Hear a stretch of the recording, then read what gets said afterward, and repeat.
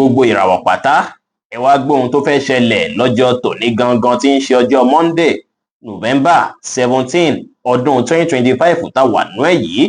mo kí Ọlọ́run ọba mo ṣèbà Olódùmarè, ìbà akọ́dá ayé, ìbà aṣẹ̀dá ọ̀run, mo ṣèbà Ọ̀rúnmìlà àtórí ẹni tí ò sunwọ̀n ṣe ẹlẹ́rìí ìpín tó ń tàyàn mọ́. mojúbà ọkùnrin, mojúbà obìnrin, mo kí gbogbo ojú tó ń wò mí níbikíbi tí ẹ ti ń gbọ́ mi káàkiri àgbáńlá ayé. ẹ̀yin tẹ́ ń wò mí pátá, mo kí yín pó tójọ́ mẹ́ta, ṣe dáadáa la bá yín. ojú tẹ́ fi ń wò wò ní fọ́, bẹ́ẹ̀ etí tẹ́ fi ń gbọ́ mi kò ní di láṣẹ Èdùmàrè. ẹ̀yin oníràwọ̀ iná tó kanran yan Aries tàbí láàrin March 21 sí April 20 lọ́jọ́ tòní tó bá dàbí ìgbà pátijọ́ mẹ́ta ẹ̀ tí máa fi bẹ́ẹ̀ máa láǹfààní àti lo àkókò àti ìgbà pẹ̀lú mọ̀lẹ́bí àbáwọn olólùfẹ́ yín kan. ó dára kí ẹ ṣe dáadáa sí wọn lénìí, kí ẹ lo àkókò àti ìgbà pẹ̀lú wọn, ẹ fún wọn ní gbogbo attention tí wọ́n ń fẹ́, kẹjọ wà papọ̀, kẹjọ gbafẹ́. lọ́jọ́ tòní ó dára kẹ́ create time fún mọ̀lẹ́bí o. ẹ ní ìrẹ̀lẹ̀ lénìí, ẹ ṣe dáadáa sáwọn èèyàn, ẹ enjoy ara yín dáadáa. free day lọ́jọ́ tòní jẹ́ fún yín. aago 7 ní àṣálẹ́ sí aago 8 ní àṣálẹ́ jẹ́ àkókò èyí tó dára jùlọ tí ń ṣe lucky hour fún yín. ẹ lè fi ṣe prayer, ẹ lè fi ṣe nǹkan kí nǹkan tó bá wùn yín tó ṣe kókó nù gbésí ayé yín. kọlọ yẹ́lò tàbí kọlọ pínkì jẹ́ kọ́lọ̀ tó dára jù fún yín láti wọ̀ láṣọ lọ́jọ́ tòní o. ẹ̀yin oníràwọ̀ erùpẹ̀ alámọ̀ Taurus tàbí láàrin April 21 sí May 20 léni ìgboyà máa wà fún yín dáadáa, ọpọlọ yín á sì jí pépé púpọ̀ pẹ̀lú. àti ìgboyà àtọpọlọ pípé tẹ ẹ ní léni ẹ rí dájú pé ẹ lò ó bó ti tọ́ àti bó ti yẹ láàyè iṣẹ́ yín. gbogbo kan kí nǹkan tẹ bá ṣiṣẹ́ lé lórí lọ́jọ́ tòní gbogbo ẹ máa padà bíire fún yín lọ́jọ́ iwájú ni o. kò dára kẹ́ dá sọ́rọ̀ tí wọ́n pè é sí àbẹ́yìí tí ó kàn yín léni. ẹ gbọ́dọ̀ ní ìrẹ̀lẹ̀ léni, kí ẹ sì rí dájú pé ẹ sọ̀rọ̀ àsọjù láwùjọ lénìí kó má bàa bí problem. ẹ kíyè sára, blue jẹ́ kọ́lọ̀ tó dára jù fún yín láti wọ̀ láṣọ lónìí. aago 4 ní ìrọ̀lẹ́ sí aago 5 ní ìrọ̀lẹ́ jẹ́ àkókò èyí tó dára jù fún yín tí ń ṣe lucky hour fún yín lénìí. ẹ̀yin oníràwọ̀ afẹ́fẹ́ aláwàdà Gemini tàbí láàrin May 21 sí June 21 lénìí ẹ máa láǹfààní láti ní àwọn ìmọ̀ kan tàbí láti gba àwọn information kan èyí tó ṣe é pé ó máa ràn yín lọ́wọ́ púpọ̀. kódà information yẹn lè wá látọ̀dọ̀ àwọn ènìyàn tàbí láti ibikíbi. ẹ rí dájú pé ẹ fi èní wá ìmọ̀. èní dára láti fi wá ìmọ̀. gbogbo ẹ̀kọ́ tẹ bá ní àtìmọ̀ tẹ bá ní lénìí á ràn yín lọ́wọ́, á ràn ìgbésí ayé yín lọ́wọ́ lénìí àti lọ́jọ́ iwájú. lọ́jọ́ tòní ẹ ní ìrètí pé gbogbo kan máa dáa, bẹ́ẹ̀ sì ni kí ẹ wà positive kẹ́ sì ṣe dáadáa sí gbogbo èèyàn tó rọ̀gbà yín ká pẹ̀lú. white jẹ́ kọ́lọ̀ tó dára jù fún yín láti wọ̀ láṣọ lónìí. aago 2 ní ọ̀sán sí aago 5 ní ìrọ̀lẹ́ jẹ́ àkókò èyí tó dára jù fún yín tí ń ṣe lucky hour fún yín lénìí. ẹ̀yin tẹ́ ń wò mí pátá, ẹ bá wa lọ sórí Facebook kẹ́ lọ bá wa follow backup page wa ìṣẹ̀dá spiritual backup. gbogbo ọwọ́ tó bá follow backup page wa yìí ṣáájú December tá à ń wò yìí ti ọdún 2025 yìí, orí àgbáyanu tó ẹni náà ti ń bẹ lọ́hùn fún látọdún pípẹ́ yóò wọlé fún nírọ̀rùn ṣáájú December yìí láṣẹ Èdùmàrè. ẹ lọ follow page náà, page tuntun wa nìyẹn lórí Facebook ìṣẹ̀dá spiritual backup. ẹ̀yin oníràwọ̀ omi agbára cancer tàbí láàrin June 22 sí July 22 ọ̀pọ̀ yín ó ṣeé ṣe kí ẹ rìnrìn àjò díẹ̀ lọ́jọ́ tòní ó tàbí kẹ́ gbéra láti ibì kan síbì kan kídi yín má fi bẹ́ẹ̀ mọ́lé dáadáa lọ́jọ́ tòní. ó ṣeé ṣe kó jẹ́ ọ̀rọ̀ iṣẹ́ la fẹ́ gbé yín rìnrìn àjò, ṣùgbọ́n kí ẹ mọ̀ dájú pé láàrin gbùngbùn bá ṣe ní Mercury retrograde lákòókò yìí èyí ní ìjọ́jọ́ tó tayọ fún yín láti fi rìnrìn àjò tó ṣe é pé kò ní sí wàhálà rárá. ẹ lè fẹ́ ní rìnrìn àjò kò sí problem. ìrìn àjò tẹ bá rìn á padà bíire fún yín. gbogbo nǹkan tẹ bá ti torí ìrìn àjò yìí ṣe á padà já sí bí ẹ ti ṣe ń fẹ́ bí àṣeyọrí. lénìí ó dára kí ẹ báwọn èèyàn sọ̀rọ̀ pẹ̀lú ìfẹ́, kò dára kẹ́ ẹ rìnrìn òru lénìí rárá. ẹ rí dájú pé ẹ báwọn èèyàn ṣe pẹ̀lú àwàdà àti ẹ̀rín kí ẹ sì fi ìgboyà ṣohunkóhun lénìí dára. yẹ́lò jẹ́ kọ́lọ̀ tó dára jù fún yín láti wọ̀ láṣọ lónìí o. aago 2 ní ọ̀sán sí aago 4 ní ọ̀sán jẹ́ àkókò èyí tó dára jù fún yín tí ń ṣe lucky hour fún yín lénìí.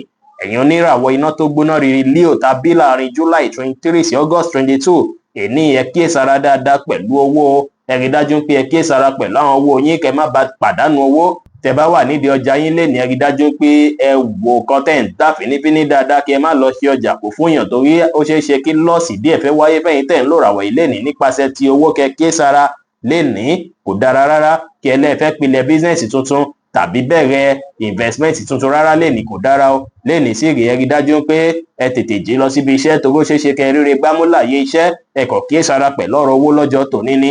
ẹ múra dáadáa kí ẹ dùn rí lójú, ẹ ṣe dáadáa sáwọn èèyàn lénìí kí ẹ báwọn èèyàn ṣe pẹ̀lú ìfẹ́. blue jẹ́ kọ́lọ̀ tó dára jù fún yín láti wọ̀ láṣọ lónìí. aago 2 ní ọ̀sán sí aago 4 ní ọ̀sán jẹ́ àkókò èyí tó dára jù fún yín tí ń ṣe lucky hour fún yín lénìí.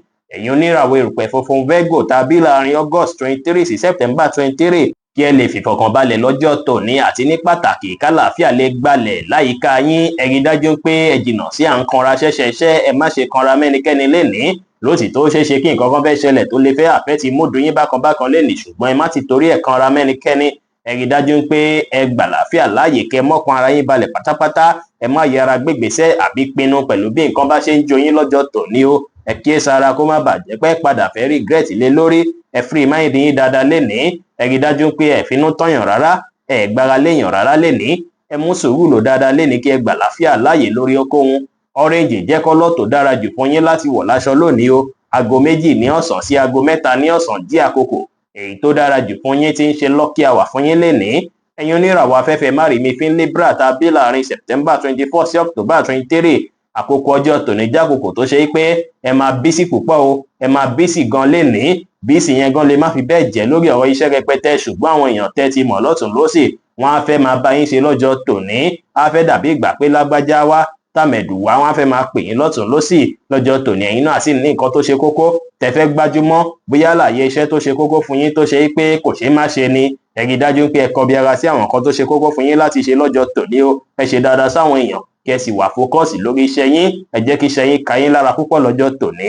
Láyélàkì jẹ́ kọ́lọ̀ tó dára jù fún yín láti wọ̀ láṣọ lónìí o. Aago 2 ní ọ̀sán sí aago 3 kọjá 30 ìṣẹ́jú ní ọ̀sán jẹ́ àkókò èyí tó dára jù fún yín tí ń ṣe lucky hour fún yín lénìí. Gbogbo ẹ̀yin tẹ́ ń wò mí, ojú tẹ́ fi ń wò mí ò ní fọ́, bẹ́ẹ̀ ọwọ́ tẹ́ fi ń bá mi share rẹ̀, tẹ́ fi ń follow wa, ẹ̀ ní fi gbọ́mọ sin, ẹ̀ ní fi gba lẹ́tà ìbànújẹ́ láṣẹ Èdùmàrè. Ẹ̀yin oníràwọ̀ omi tútù Scorpio tá a bí láàrin October 24 sí November 22. Àwọn èèyàn máa bá lo iṣẹ́ yín púpọ̀ lọ́jọ́ tòní o. Kódà wọ́n á ṣe dáadáa sí yín dáadáa láàyè iṣẹ́ lọ́jọ́ tòní. Bẹ́ẹ̀ sì ni lọ́jọ́ tòní ó ṣeéṣe káwọn ti ilé náà kọ́ fẹ́ nídìí yín rẹpẹtẹ pé dáàdi wa nídìí attention yín. Ọmọ lè fẹ́ nídìí yín, ìyàwó lè fẹ́ nídìí yín, àbúrò àbẹ́gbọ́n lè fẹ́ nídìí yín lénìí. Ẹ rí dájú pé ọmọ bẹ́ẹ̀ fẹ́ balance up ara yín, tí iṣẹ́ ò ní ṣàkóbá fún ti màlẹ́bí, tí màlẹ́bí náà sì ní ṣàkóbá fún ọ̀rọ̀ iṣẹ́. Ẹ rí dájú pé ẹ fọgbọ́n ṣe níbi iṣẹ́ á lọ dáadáa láàrin màlẹ́bí náà, ibẹ̀ náà máa dára púpọ̀. Látàrí pọ́jọ́ tòní fẹ́fọ́ ẹ̀yin tẹ́ ń lò ràwọ̀ yí dáadáa lọ́jọ́ tòní. Kẹ́ rí dájú pé ẹ ní ìrẹ̀lẹ̀, ẹ ṣe nǹkan yín létò ètò, kẹ́ sì ṣe dáadáa sáwọn èèyàn pẹ̀lú.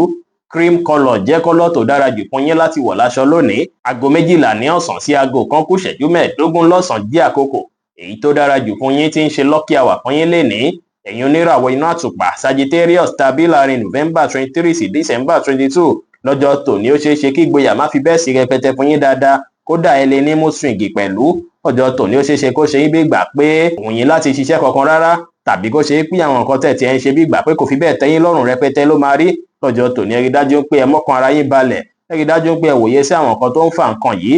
Bẹ́ẹ̀ sì ni kò dára kí ẹ fi ọkàn sí gbogbo nǹkan kí nǹkan tí ẹ bá ń retí ní oore kó lè wọlé ní ìrọ̀rùn. Bẹ́ẹ̀ sì ni kò dára kẹ́yin gan fúnra yín ṣèlérí ohun tẹ́lẹ̀ múṣẹ fẹ́nikẹ́ni. Ẹ rí dájú pé ẹ free mind yín dáadáa lọ́jọ́ tòní. Ẹ sì rí dájú pé ẹ jìnnà sí wíwọ aṣọ green pátápátá, látàrí pé kọ́lọ̀ green yẹn jẹ́ kọ́lọ̀ tí ò bá ìràwọ̀ yín mu rárá lọ́jọ́ tòní o. Aago 3 ní ọ̀sán sí aago 4 ní ọ̀sán jẹ́ àkókò èyí tó dára jù fún yín tí ń ṣe lucky hour fún yín lénìí. Ẹ̀yin oníràwọ̀ èrò pé lérò Capricorn tá a bí láàrin December 23 sí January 19. Lọ́jọ́ tòní àwọn èèyàn máa fìfẹ́ hàn sí yín dáadáa, ẹ máa rí ìfẹ́ rẹpẹtẹ lọ́jọ́ tòní. Lọ́jọ́ tòní dára púpọ̀ láti entertain ara yín pẹ̀lú àwọn olólùfẹ́ yín. Ẹ lo àkókò àti ìgbà pẹ̀lú wọn kí ẹ gbafẹ́ kẹ́ enjoy ara yín lọ́jọ́ tòní. Gbogbo bẹ́ẹ̀ wá ṣe ń ṣe, ẹ rí dájú pé ẹ kọbi ara sí ìlera ara yín náà o. Ẹ wòye sí ìlera ara yín lẹ́gbẹ̀ẹ́ kan, ẹ má stress ara yín ju bó ti ṣe yẹ lọ. Ẹ rí dájú pé ẹ tàṣejù gbóhunkóhun, kí ẹ sì rí dájú pé ẹ ṣàwọn nǹkan tá mú kí inú yín dùn káyọ̀ yín kún dáadáa lénìí. Yẹ́lò jẹ́ kọ́lọ̀ tó dára jù fún yín láti wọ̀ láṣọ lónìí o. Aago 4 ní ọ̀sán sí aago 6 ní ìrọ̀lẹ́ jẹ́ àkókò èyí tó dára jù fún yín tí ń ṣe lucky hour fún yín lénìí. Ẹ̀yin oníràwọ̀ afẹ́fẹ́ oníbìnú Aquarius tá a bí láàrin January 20 sí February 19. Lọ́jọ́ tòní ẹ máa wà very smart. Kódà ẹ máa mọ bá àti ń fètò sí nǹkan dáadáa púpọ̀ jù lọ́jọ́ tòní, tó ṣe pé ìrọ̀rùn báyìí lẹ́bi mójútó àwọn nǹkan tó bá dàbí ìgbà pó le koko fáwọn mìíràn láti mójútó. Ẹ tẹpá mọ́ṣẹ́ lénìí kẹ́ ṣe dáadáa sáwọn èèyàn, ẹ ní ìrẹ̀lẹ̀ lénìí kí ẹ wà determine. Turquoise blue jẹ́ kọ́lọ̀ tó dára jù fún yín láti wọ̀ láṣọ lónìí o. Aago 5 ní ìrọ̀lẹ́ sí aago 6 kọjá 30 ìṣẹ́jú ní ìrọ̀lẹ́ jẹ́ àkókò èyí tó dára jù fún yín tí ń ṣe lucky hour fún yín lénìí. Ẹ̀yin oníràwọ̀ omi tí kì í ru Pisces tá a bí láàrin February 20 sí March 20. Ẹ ké sára látàrí pé àwọn èèyàn tó rọ̀gbà yín ká lénìí ó ṣeé ṣe káwọn míì ni wọ́n fẹ́ máa lára yín, tàbí kó fẹ́ máa jó owó yín bákan. Ó ṣeé ṣe kí nǹkan ṣe dáadáa láàyè iṣẹ́ lọ́jọ́ tòní tó ṣe pé wọ́n fẹ́ máa envy progress yín. Kẹ́ ké sára dáadáa lénìí. ẹ ní láti rí dájú pé ẹ tètè ṣe láàyè iṣẹ́, kẹ́ sì tètè lọ sí ilé lọ bá mọ̀lẹ́bí láti lọ relax, láti lọ lo àkókò àti ìgbà pẹ̀lú wọn. Ẹ rí dájú pé ẹ gbájúmọ́ṣẹ́ dáadáa lénìí kí ẹ lè rore gbámú, ẹ sì kíyèsára pẹ̀lú àwọn amòkùnṣèkà ẹ̀dá tàbí àwọn tó ṣe é pé wọ́n fẹ́ máa lára yín tàbí jowú yín láàyè iṣẹ́ tó tún lè ṣe nǹkan tó lè ṣàkóbá fọ́ta yín láàyè iṣẹ́, kẹ́ kíyèsára dáadáa lénìí. Ẹ wá pa gbogbo àṣírí kọ̀ọ̀kan yín mọ́, àwọn pílánì yín kẹ́ pamọ́, bẹ ṣe ń ṣe ọ̀nà tẹ́ ń gbégbà tíṣẹ́ yín fi ń lọ dáadáa kí ẹ pamọ́ pátápátá. Rẹ́ẹ̀dì jẹ́ kọ́lọ̀ tó dára jù fún yín láti wọ̀ láṣọ lónìí. Aago 10 kù ìṣẹ́jú 15 láàárọ̀ sí aago 10 kọjá 30 ìṣẹ́jú láàárọ̀ jẹ́ àkókò èyí tó dára jù fún yín tí ń ṣe lucky hour fún yín lénìí. Bí ó ṣe jẹ́ nìyẹn fún gbogbo irúfẹ́ ìràwọ̀ méjìlá tó wà pátá o. Ẹ̀yin tẹ́ ń wò mí pátá, ẹ bá ń share fídíò yìí o, ẹ share rẹ̀ kó jẹ́ ìwúlò àti àǹfààní fọ́pọ̀ ẹlòmíràn náà. Tẹ́ bá nífẹ̀ẹ́ sí ohun tẹ́ ẹ ṣẹ̀ wò tán èyí tó sì ń wù yín kọ́pọ̀ èèyàn máa jàǹfààní rẹ̀, ẹ bá wa share rẹ̀ torí tọlọ́run kó jẹ́ ìwúlò àti àǹfààní fọ́pọ̀ ènìyàn. Kí ẹ sì má wá gbàgbé pé Ọlọ́run bo Olódùmarè nìkan lọ́ba tó ní ìmọ̀ jùlọ. Ẹ̀yin tẹ́ fẹ́ ṣèwádìí onírúurú láǹfààní àti kàn sí wa ní WhatsApp 09033897161. Ire gbogbo á jẹ́ tiwa lónìí, lọ́sẹ̀ yìí, lóṣù yìí àti ní gbogbo ọjọ́ ayé wa láṣẹ Ìdùmarè. Ire o.